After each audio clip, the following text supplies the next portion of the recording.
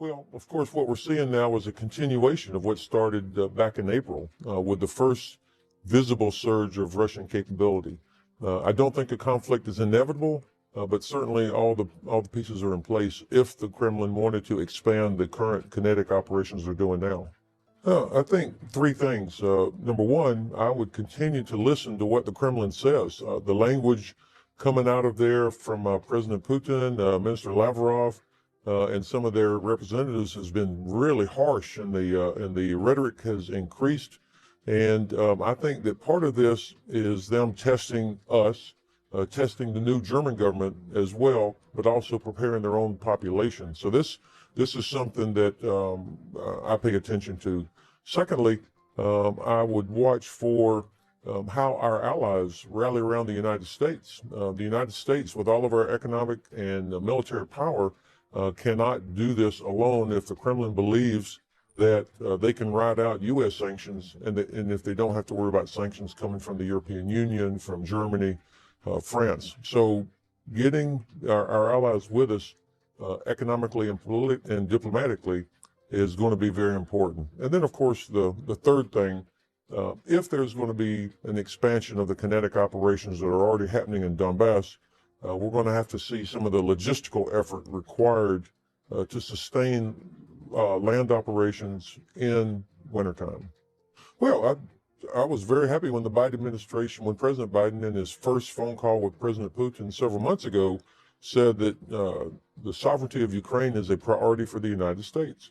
And so I think the Kremlin is testing how high a priority that is and what we're willing to do to protect and respect Ukrainian sovereignty. So this is one part of the test that I'm talking about. And of course, I think President Putin wants to distract his own population from the terrible conditions there inside Russia. But I really think it's a test for the new German government that will be in place come Wednesday. This is going to be a very important part of how this goes forward. Why is Ukraine so important to the United States and NATO and what's going on with Russia right now? What's the strategic importance of the Ukraine? And people should ask, why do we care about Ukraine other than the fact of it's a great culture and great people that have done so much to try to earn their own freedom and protect their own sovereignty? The fact is, Ukraine matters to us strategically because of where it sits on the map. It's not an island. It's part of the Black Sea region. And so we have three NATO allies, Turkey, Romania, and Bulgaria in the Black Sea region, and we're committed as part of NATO to help protect those countries. Secondly, there's significant economic potential as a east-west economic corridor between Europe and Eurasia that would run through the Black Sea.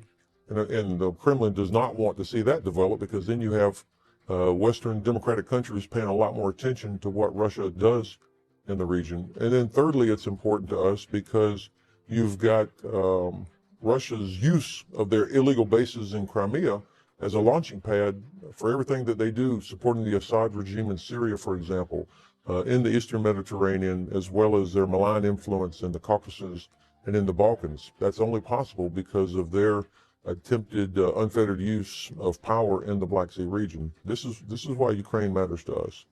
Well, you know, every now and then you'll hear some uninformed people talk about Crimea was always Russian, or Ukraine has actually always been a part of Russia. That's exactly what President Putin tried to convince us earlier in the summer with his long essay.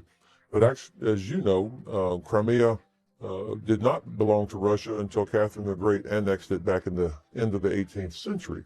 But they did that because Crimea has these natural harbors that give it the ability to project power around the Black Sea. And so it's been part of the great power competition for centuries between the Ottoman Empire, the Habsburgs, the Russian Empire, the British Empire. So it's been a contested space for a long time because that is the warm water port that gives Russia access into the Mediterranean and then on into the Atlantic Ocean. You hinted toward this earlier, but why do you think Putin is making these type of movements right now? Why not next year? Why not 2 years from now? Why now? Well, again, that's a great question, and I think we've heard Secretary Blinken and General Milley and others talk about, we don't know for sure what the Kremlin's intentions are. For me, I subscribe to this notion that President Putin is looking at his legacy. I mean, he's a few years older than me, and I think he wants to be seen as the person that brought back as much of the empire as possible. Belarus, Ukraine, Georgia, and that's the type of effort he's undertaken now over the past few years. This particular time of year, of course, is important because it's getting colder by the day. Russia provides most of the gas that Europe uses for energy generation, power generation, and for heat. And so that gives him some significant leverage over Europe should this develop into a worse crisis. Do you think that meeting between Antony Blinken and Sergei Lavrov did anything? Was it effective? Well, I think it's effective for two or three reasons. One, I'm pretty sure that the Secretary would have been very clear to Minister Lavrov what the U.S. Is prepared to do. That's very important, that there's no misunderstanding. And everything that I just heard from the Secretary is the tone that our European allies would also expect. It's clear, it's diplomatic, but unmistakable. And so I think that this was very important. Now, as always, deterrence is really based on, does the other side believe that we're serious? And so hopefully the Secretary was able to convey a degree of seriousness in a way that's compelling to the Russians, that they know that if they do cross whatever, I don't want to call it a red line, but whatever conditions were laid out, if they cross that, then they will in fact pay a price. If they don't believe it, or if they don't believe that it's only the U.S., if they don't think allies will help, then I'm afraid that they will probably continue forward. Well, I think two or three things here. First of all, it's very important that our president is telling the president of the Russian Federation directly what is going to be expected and what is also unacceptable for what Russia might do. This is very important, and it's important not only so that the Russians hear it and then they can judge our seriousness, but it's also important that our allies understand that, and they see this. Our German and French and British allies and others would expect that the United States would go to this level to talk before resorting to some other means. And I keep emphasizing the importance of allies because the United States alone cannot deter the Russians. This is going to require a unified front with our NATO allies, also, frankly, with the European Union, which has the real diplomatic and economic power when it's operating together. So I anticipate the president will convey to the Kremlin that this is not the United States acting alone, but that our allies are with us. And this is going to be a very important part of this.